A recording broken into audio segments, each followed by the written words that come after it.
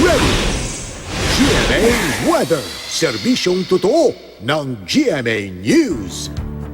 Ay, good morning, Rhea, at happy birthday, Rhea. Salamat, Mang Tani. At good morning po, mga puso.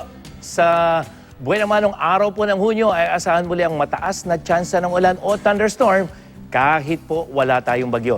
Ayon sa Metro Weather dito sa Metro Manila, mataas ang tsansa ng ulan. Yung nakikita nyo ngayon walang kulay, pero mamayang hapon magkakaroon ng kulay dilaw at kulay pula. Hanggang minsan ay kulay orange, ibig sabihin niya mga kapuso, mga dami ng ulan yan. At mula hapon hanggang sa gabi ay tataas ang posibilidad na magkaroon tayo ng thunderstorm dito sa Metro Manila tulad ng naranasan natin kahapon. Kaya dapat po maging I'm ready tayo, lalong-lalo na yung mga uuwi ng bahay, magdala po ng panangga sa ulan.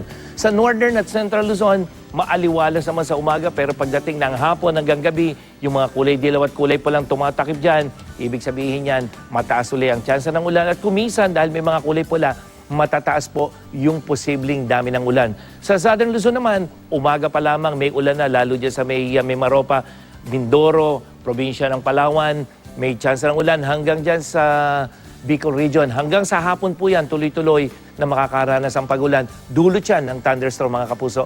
Sa Visayas, umaga, maaliwalas, maliban dyan sa may eastern section, pero pagdating ng hapon, buong Visayas, makakaranas na ng mga pagulan, rain showers or thunderstorms. Maging sa Mindanao, dito sa may Zamboanga Peninsula, umaga pa lamang, may chance na ng ulan. Pero pagdating ng hapon, mga kapuso, buong Mindanao, dyan sa may northern section, Caraga, dyan sa may Soxargen, hanggang dyan sa ilang bahagi ng Davao Region, asahan na po mga pagulan, dulot pa rin ng pagkidlat at pagkulog. Yan ang latest mula sa GMA Weather. Ako po si Nathaniel Cruz, magplano para sigurado. I am ready. Serbisyong totoo ng GMA News.